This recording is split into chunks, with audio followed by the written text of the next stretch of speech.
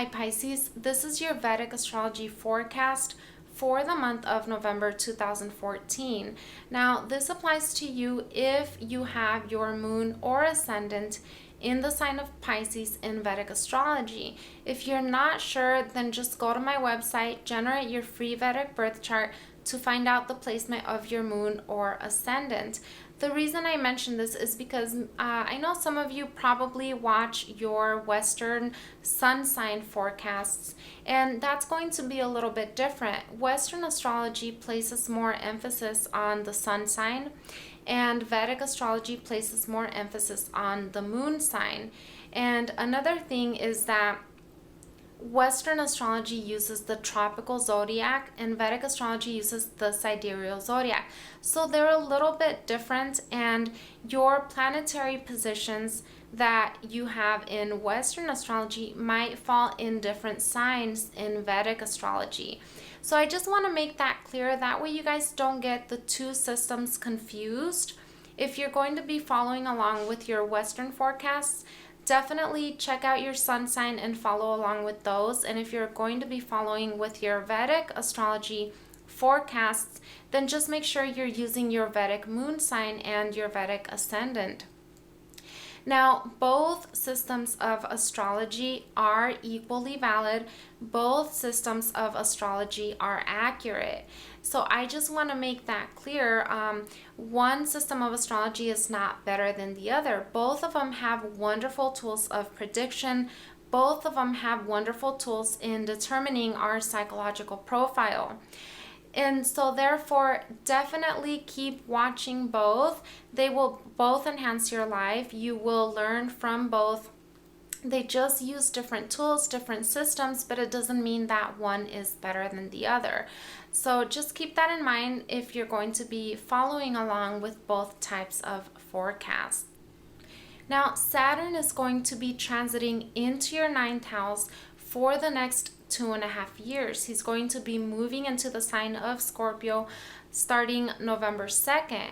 And the ninth house has to do with our spirituality, with higher learning, with philosophy, our philosophical ideas, our spiritual ideals, etc. And it also has to do with our mentors, our father figures, and our gurus, our spiritual gurus or our professors. The ninth house also has to do with traveling, whether it is to a different state or whether it is to a different country. So that may come into play for you for these next 2.5 years, especially this next year, because Jupiter is also aspecting your ninth house at the same time right now. Jupiter is your ascendant lord.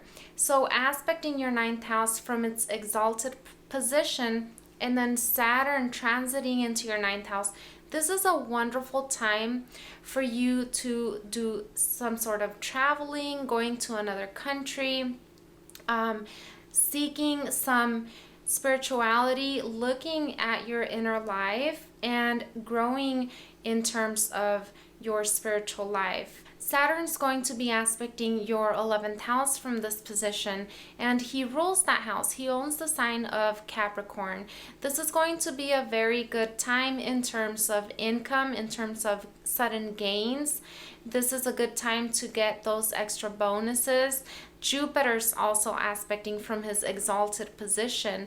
You should be looking at an influx of wealth coming your way, especially for this next year, but definitely for the next 2.5 years during this Saturn transit.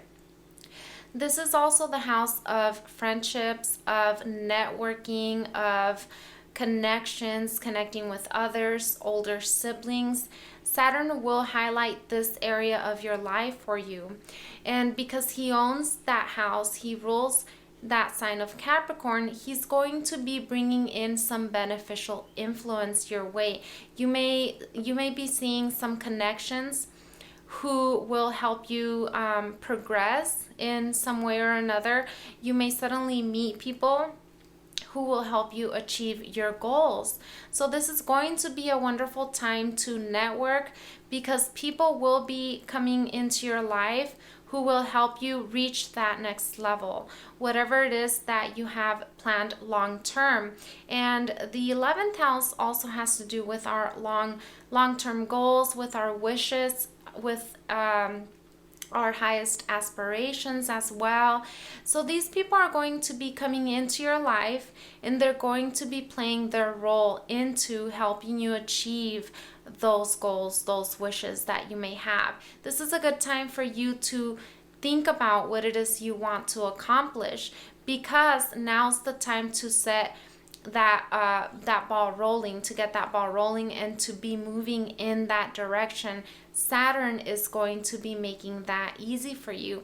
Being the 11th Lord sitting in the 9th house, Saturn is going to be receiving that wonderful 9th house energy to help you get those things accomplished easily, definitely, especially with Jupiter aspecting that same house and Jupiter aspecting Saturn in transit. Now, Saturn may also be bringing in some extra work for you. And the reason I say this is because he's also going to be aspecting your 6th house. And the 6th house has to do with work, the daily work that we do. So there may be some extra work or some extra projects coming your way. Or there could also be maybe a change of jobs, because Saturn is going to be sitting in your 9th house. The 9th house is the 12th house from the 10th. This indicates that there may be a change of position, either within your own organization, or a transferring to a new organization, a new department, or just a new job overall. Now, for the first half of the month, there are going to be 3 planets in your 8th house. Sun is going to be there until November 16th. Venus is going to be there until the 11th. And Mercury will be entering that sign on the 4th. And Mercury will be there until the 11th. So what does this all mean? There's going to be a lot of emphasis on your 8th house. The 8th house has to do with the occult, with metaphysical subjects, with hidden things, secret knowledge, etc. So you could be focusing a lot throughout the first half of the month on those kind of subjects. Astrology is another 8th house subject. So these subjects may prove to be very fascinating for you this first half of the month. You may actually become very, very interested, very absorbed into those subject matters. Now, the Sun rules the 6th house. He's going to be sitting in the 8th house.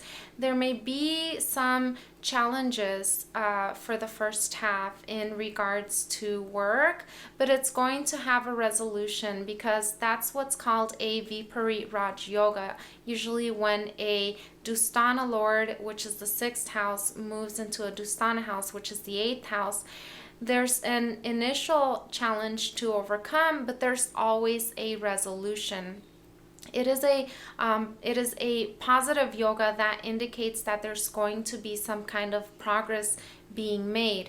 And then Venus is going to be there. Venus rules that house.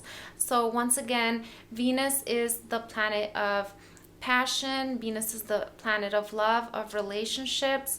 Mercury is also the planet of relationships in your case, because Mercury rules the 7th house. So now there's going to be 2 planets indicating relationships.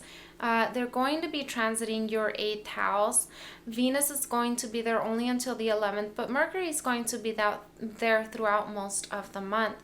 So what this tells me is that there could be either some emphasis on a hidden relationship, or there could be maybe some challenges in regards to relationship, maybe a little bit of conflict, because Sun is the 6th Lord. He represents some sort of conflict, some sort of challenge. That will only happen towards the beginning of the month, but then towards the second half of the month, Venus is going to be moving into your 9th house. So that's going to bring some good luck in terms of love, in terms of relationship. There's going to be some good fortune.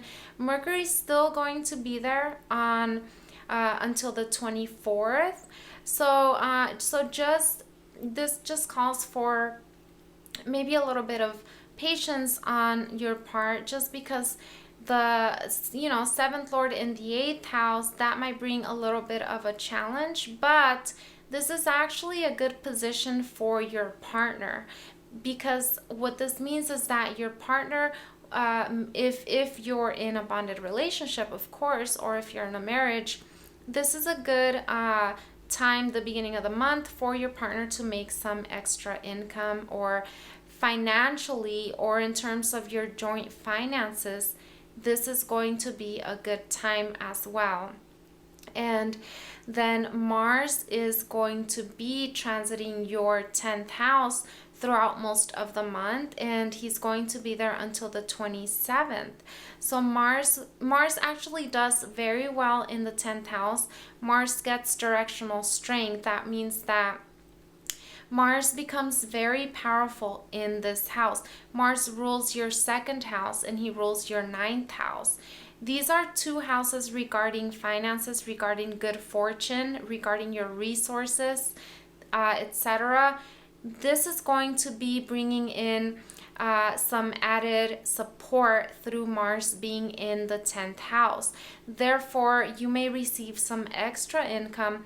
You might even get a raise for some of you. Some of you may have either a promotion or a raise coming your way throughout this month of November. Now, going back to the first half of the month, where you're going to be having 3 planets there giving their energy to your 8th house, there's going to be a lot of sexual energy for you during this time of the month.